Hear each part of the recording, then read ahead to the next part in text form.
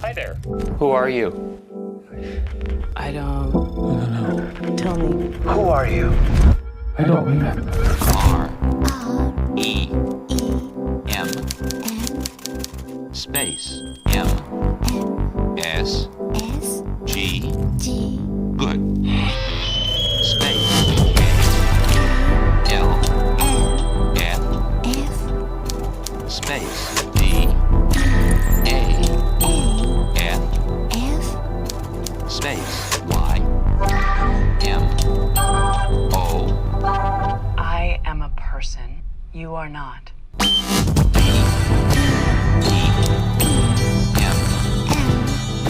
Space S-D-E space M-C-A space M-C-A-T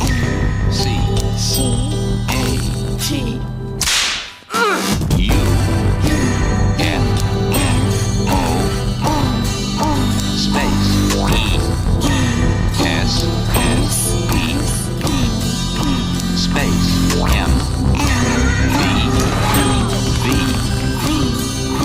space L-S-S-D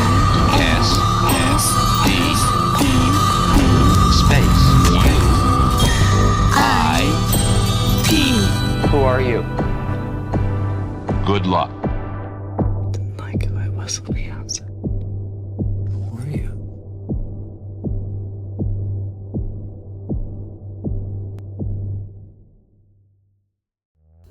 Hello, Mudbeards / decorated Lumen employee. So today I wanted to go ahead and bring another theory video. Woes Hollow brought a lot of good questions out there, and I just kind of wanted to keep popping these out. So we're gonna go ahead and get started. One of the first mysteries we were introduced to in this episode was a seal, seemingly cooked, just left out there in the snow in the middle of nowhere.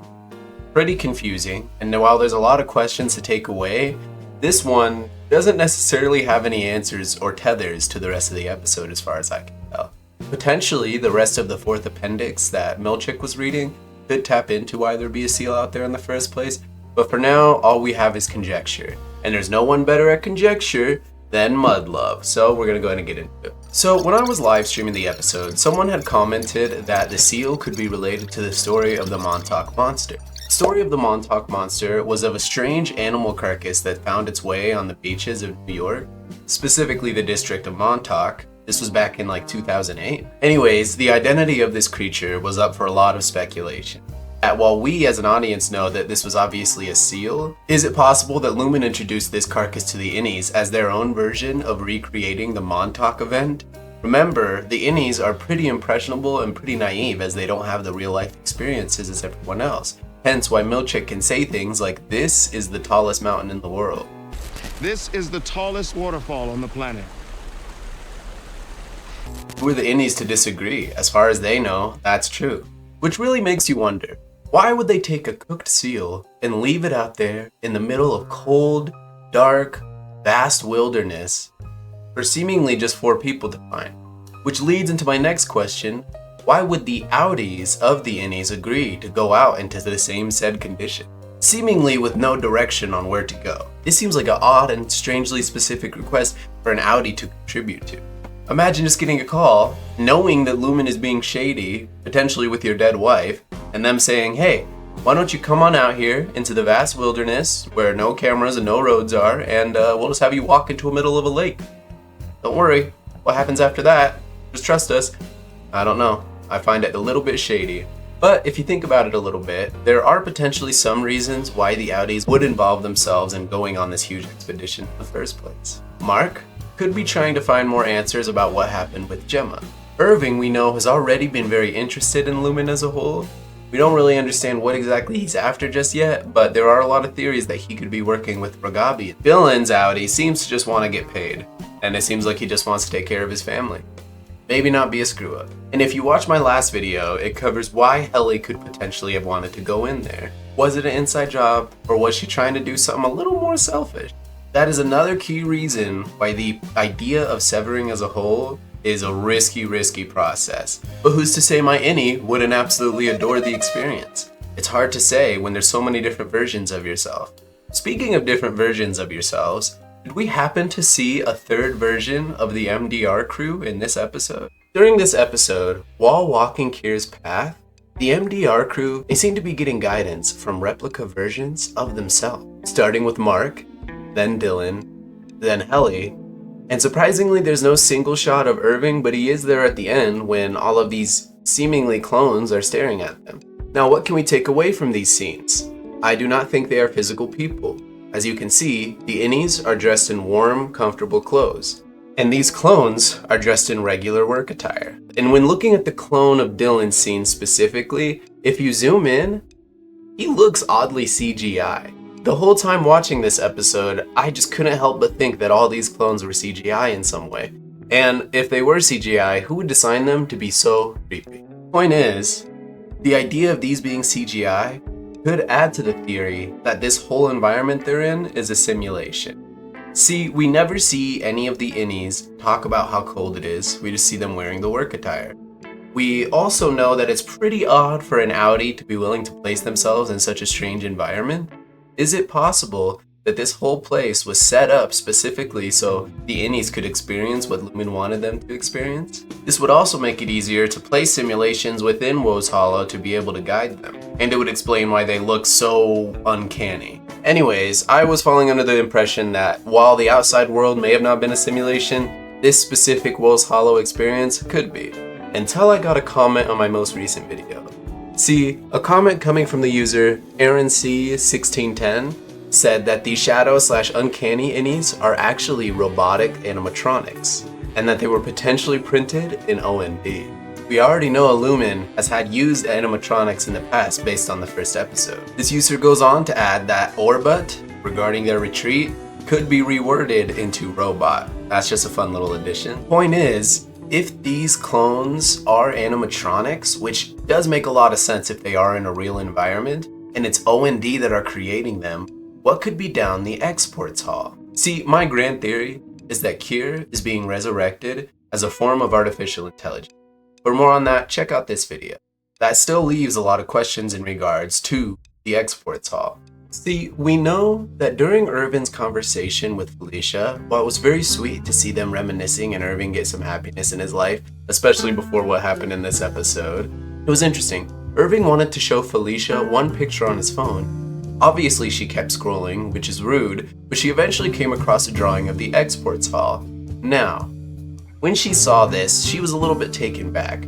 She had mentioned that they used to make deliveries down there and that they had stopped. We know that Irving has been actively trying to figure out what's down this hall, and it's very likely that the innie version of Irving had seen this hall himself, hence why the Audi version is able to remember and paint it in some way. We also know that if you take a look at Petey's map, there is a section with buildings. We've seen that there's a replica of Kier's home within the Lumen building, and we also know there's an entire goat pasture within the Lumen building. Who's to say that there isn't also an entire neighborhood where Lumen is testing things with Severed who are never allowed to leave?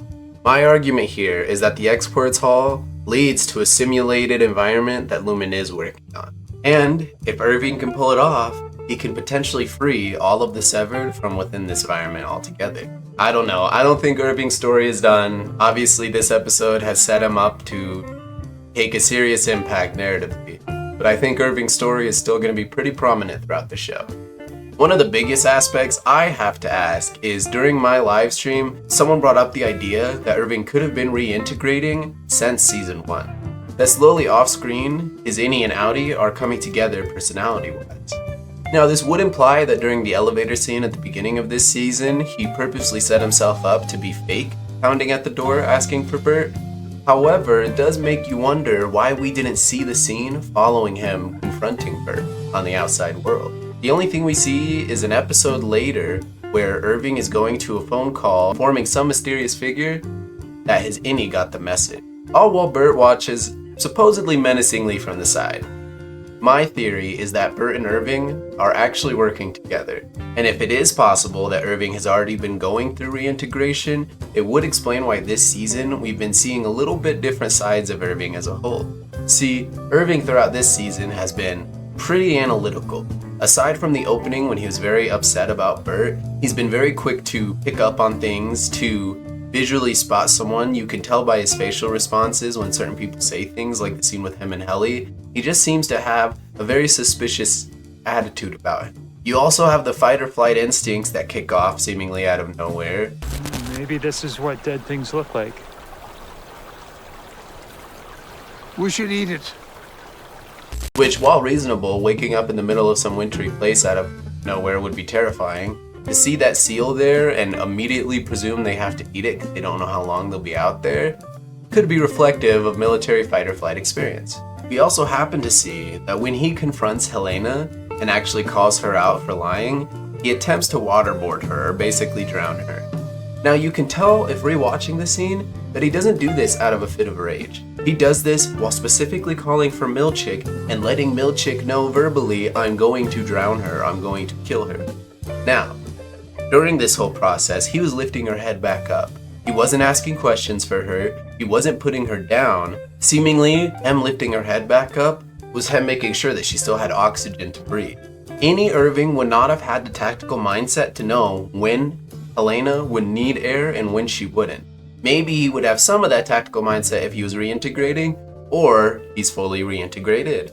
Still don't believe me? Then how come the millisecond Helena stopped struggling and turned back into Helly, he pulled her right back out and cradled her tightly?